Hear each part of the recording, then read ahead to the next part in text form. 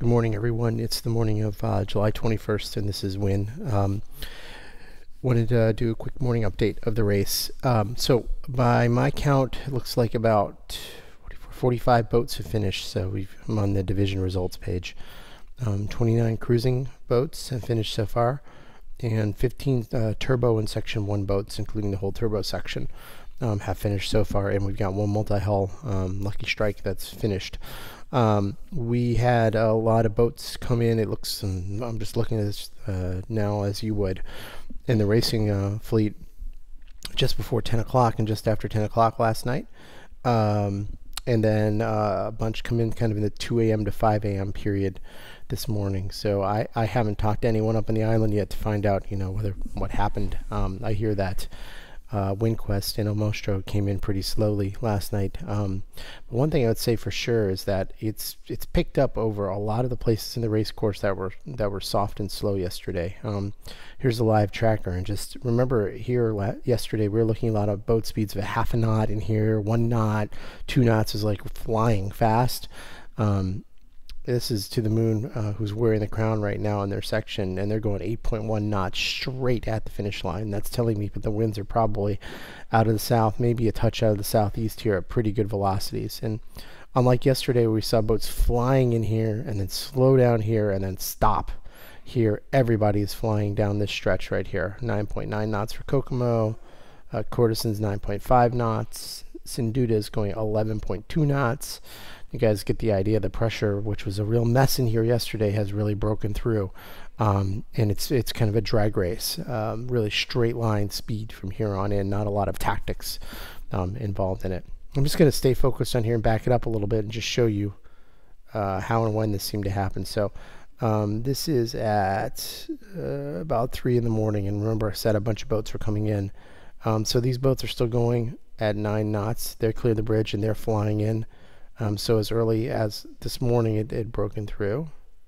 I'm just going to back up until I find there. This looks a little more interesting. So this is Equation. And Equation encountered what I heard more boats under the bridge were encountering, which looks like easterly winds. So they're tacking back and forth. You'll see them zigzag.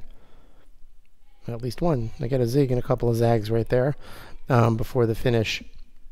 And they weren't going very fast here at the end, 2.6 knots. So they struggled a little bit under the bridge. After them, right? This group of boats then starts getting the speed here, 8.3 knots, 6.4 knots, 9.3 knots. So anyway, let me go back to live and just go back down, open up the race course a little bit for you guys and just give you an impression of what we're looking at here. I'm just going to use Cup and Trophy and zoom out. So yesterday, when we looked at the race, remember we talked about it being spread all the way from Manistee kind of back to Sheboygan almost across the entire lake. And you can see now it's compressed into more of a straight line race here. We have a couple of guys who are taking the way end around here. Someone going through the sort of out around the Beaver Island here on the outside of Beaver Island, which is a really interesting route to take. And we got a couple people on outliers to the left, but most everyone is really jammed in here. And the reason for that is, last night when I left you, we had really light winds sort of in tight here, and we had sort of patchy winds out here. And we were talking about, wow, are you going to go through the Manitous where it might be lighter but shorter distance, or are you going to go outside where there's more wind and longer distance? And a lot of boats split the Manitous. Really an enormous amount of boats split the Manitous for a MAC race, which is often a straight line. And I'm going to back us up now. I'm at about, let's see, let's go back to about 10 o'clock last night. By 10 o'clock last night, we had boats doing, Thirsty Tiger's doing 9 knots. Sinduda's doing 6 knots, which is good but not great for them inside the Manitous, but it's a heck of a lot better than about 2 hours before that when I did the last update for the night. So it was already improving inside of here. Pendragon, just as a comparison to Sinduda, or Blue as a comparison to these guys, they're going faster outside the Manitous, but for that extra distance, now it's not like you're going 2 knots inside of here and 8 knots outside of here. So the extra distance is starting to become not quite worth it. And then as the night wears on, people figure out that the breeze is on inside of the Manitous, and you see all the really nice boat speeds here. They're not 9 knots or anything like that inside, but they're fast enough that you can get away without this extra distance, right? You see, these guys are going 7 or 8 knots. These guys are going 6 or 7, but these guys are going an extra couple of miles on the end run there. So we have our boats making our choices outside the Manitous, inside the Manitous. An incredible parade of boats, I think you'd agree.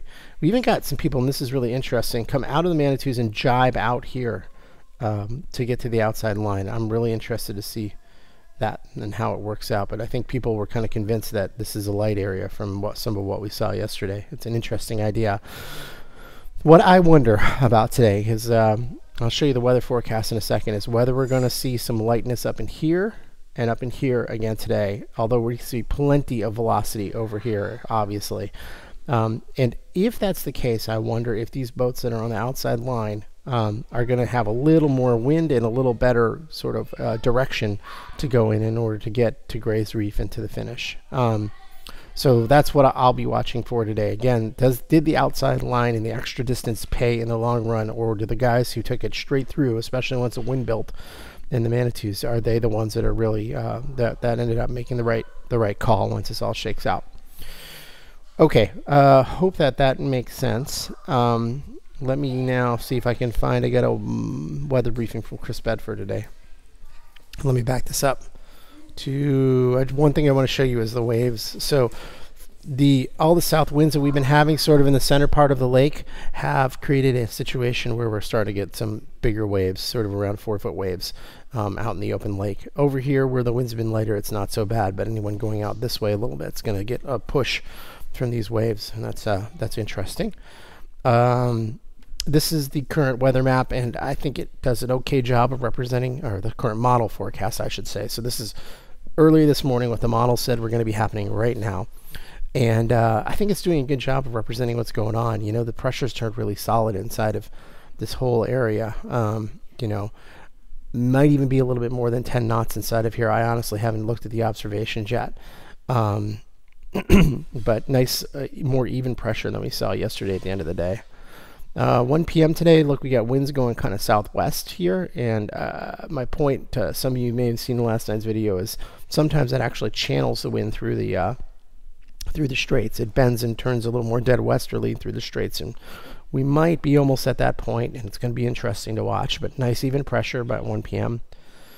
As we get into tonight, we sort of have a situation where the straits are starting to dry up a little bit. There's still enough breeze, you know, we're sort of in the 6 to 8 knot range, but boy, a heck of a lot less than we saw earlier in the day up here. So boats that are still out on the course, I expect them to slow down a little bit.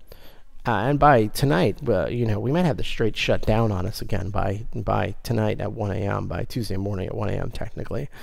That said, I think a lot of the, here's 7 a.m. Tuesday, I think that a lot of the boats that are on the course right now, especially with sort of this drag race we got going on now and looks like for most of the day today, are going to just be kind of coming straight in.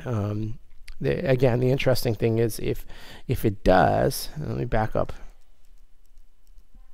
Right, if it does end up being a touch lighter in here than it is out here, is it enough of a touch lighter that the boats out here are gonna, you know, make gains in the boats inside of here, or is it even enough that the shorter distance that these boats are gonna sail makes up for any potential speed difference? And we saw that back here in the Manitous. So that's the situation, the drag race right now. Interesting to see how the forecast plays out. Interesting to see if the straits stay open, and or if the straits become, you know, really quite, the winds could become quite strong in the straits depending on the direction that we're talking about here. But I really expect everyone to hurry in towards the finish as the day wears on, and by tonight, really most people will have finished. Okay, look forward to seeing everyone on Facebook, and thanks again for your time, and please keep your comments and questions coming.